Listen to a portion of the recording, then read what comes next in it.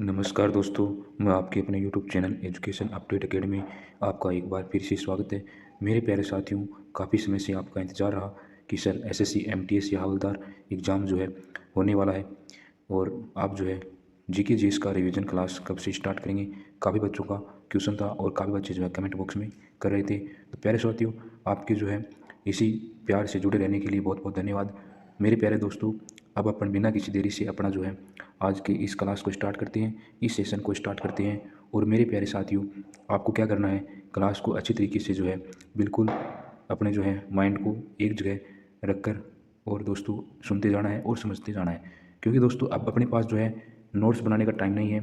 अब अपन क्या कर सकते हैं, अपन फटाफट जितना हो सके उतना जो है रिवाइज कर सकते हैं और अपना जो है इसको कर सकते हैं। तो प्यारे दोस्तों, अपन आज का जो पहला अपना क्वेश्चन है वो यहाँ पर आप देख सकते हैं।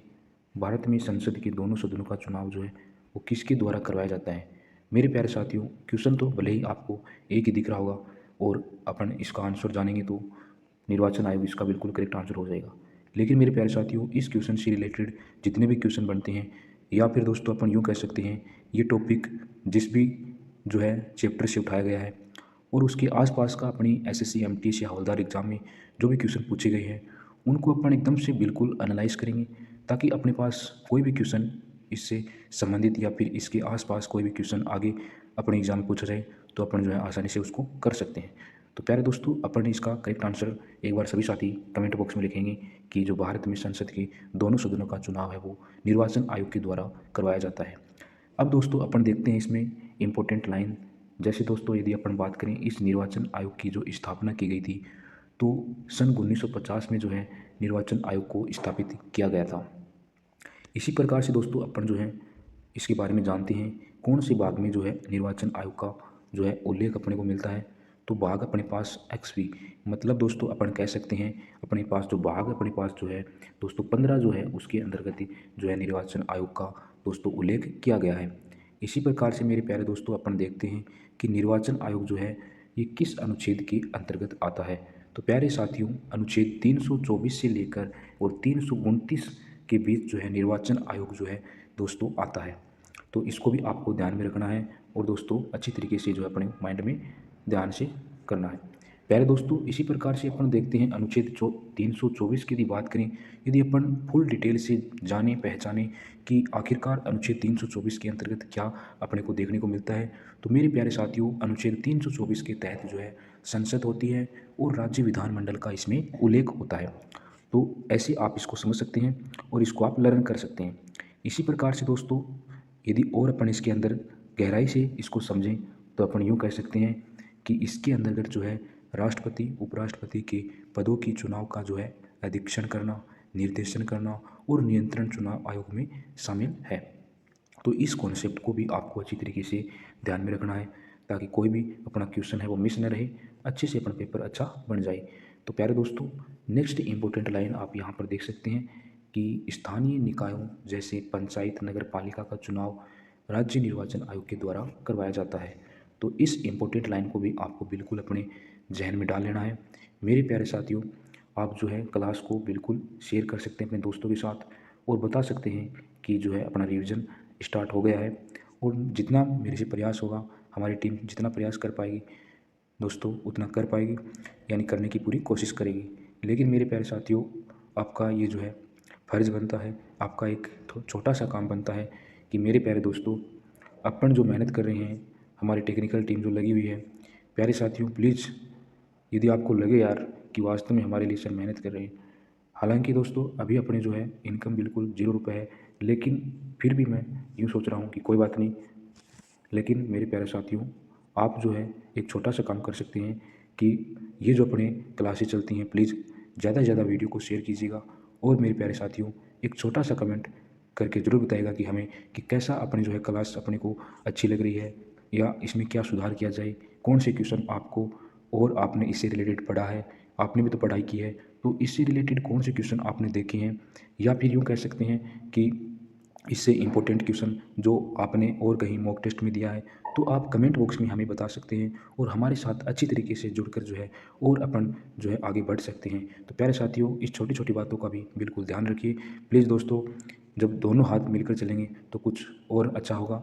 मेरे प्यारे साथियों, ये बात बिल्कुल सही है। सो गाइस, मैं आपका ज़्यादा समय नहीं लेना चाहता हूँ, अपने नेक्स्ट क्वेश्चन की ओर मूव करते हैं। और दोस्तों अपना नेक्स्ट क्वेश्चन यहाँ पर देखते हैं। अपना अगला क्वेश्चन दोस्तों, ENSO यानी जलवायु पैटर्न के शीत चरण का क्या नाम है, जो क्षेत्र के सतही जल की असामान्यशीलता का वर्णन करता है। मेरे प्यारे साथियों, ये जो है एक पैटर्न होता है, अलग अलग जलवायु का पैटर्न होता है, उसमें से अपने से पूछा गया है कि ENSO जलवायु पैटर्न क्या है।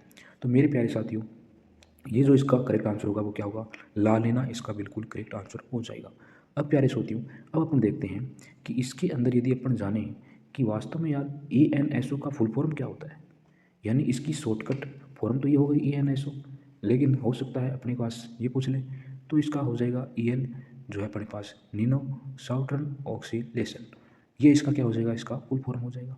मेरे प्यारे साथियों, लानिना जो है एक ठंडा चरण होता है, तो इस फैक्ट को भी आपको ध्यान में रखना है और इसकी फुल फॉर्म को भी ध्यान में रखना है। अब दोस्तों अपन अगले यदि बात करें इसमें नेक्स्ट, तो इसमें क्या होता है, उष्णकटिबंधीय प्रशांत महासागर यानी दोस्तों ट्रॉपिकल पैसिफिक में पूर्वी और मध्य भाग में दोस्तों समुद्री सतह का तापमान जो है सामान्य से ठंडा हो जाता है, यानी पहले नॉर्मल रहता है और फिर धीरे धीरे क्या हो जाता है, ठंडा हो जाता है। तो इस इम्पोर्टेंट फैक्ट को भी आपको ध्यान में रखना है। और दोस्तों यदि अपन बात करें, अल नीनो नाम आपने आई होप सुना होगा, पढ़ा होगा। ये जो है अपनी ज्योग्राफी से रिलेटेड टॉपिक है दोस्तों, क्योंकि जलवायु वाला टॉपिक उसी से है, उस सब्जेक्ट में आता है, तो इसको आप समझ सकते हैं। अल नीनो को भी यदि अपन देखें तो मेरे प्यारे साथियों, ये जो है ना, ये उसके विपरीत, तो मेरे प्यारे साथियों, अल नीनो जो है एक गर्म चरण माना जाता है। इस इम्पोर्टेंट कॉन्सेप्ट को भी आपको ध्यान में रखना है। इसी प्रकार से मेरे प्यारे दोस्तों, यदि अपन बात करें अल नीनो क्या होता है, तो मेरे प्यारे साथियों, अल नीनो की यदि अपन बात करें तो इसका मतलब होता है छोटा लड़का, यानी द लिटिल बॉय, या फिर दोस्तों अपन कह सकते हैं ईसा मसीह का जो बच्चा होता है, वो भी अपन इसको कह सकते हैं। तो आई होप सभी साथी जो हैं इसको अच्छी तरीके से ध्यान में रखेंगे। और मेरे प्यारे साथियों, यदि अपन जाने इसके बारे में, तो नेक्स्ट अपन ये दोस्तों पेरू के तट पर क्रिसमस के आसपास दिखाई देता है। तो इस इम्पोर्टेंट कॉन्सेप्ट को भी आपको अच्छी तरीके से ध्यान में रखना है। और दोस्तों नेक्स्ट अपन यदि बात करें तो इससे भारत में मानसून जो है कमज़ोर होता है, कमज़ोर होता है, अपन इसका मतलब यूँ कह सकते हैं कि सूखा पड़ जाता है। तो मेरे प्यारे साथियों, आज के अपने जो क्वेश्चन थे वो इतने ही क्वेश्चन हैं, लेकिन दोस्तों एक बात को समझना आप, जैसे अपने क्वेश्चन तो अपने जो किए हैं उससे कोई मतलब नहीं, क्वेश्चन भले अपन कितने क्यों, लेकिन अपन को ये पता होना चाहिए कि अपन ने कितना रिवाइज किया है, इसमें कितनी बातें आ गई हैं। तो मेरे प्यारे साथियों, जितना अपन से हो पाएगा उससे ज़्यादा अपन करने की कोशिश करेंगे। प्लीज़ वीडियो को लाइक कीजिएगा, शेयर कीजिएगा और चैनल को सब्सक्राइब जरूर कर लीजिएगा। और मेरे प्यारे साथियों, एक छोटा सा कमेंट जरूर लिखिएगा और बताइएगा जैसा आपको लगता है वैसा बिल्कुल आप बताइएगा। सो गाइस, आज के लिए इतना ही। जय हिंद, जय भारत एंड टेक केयर।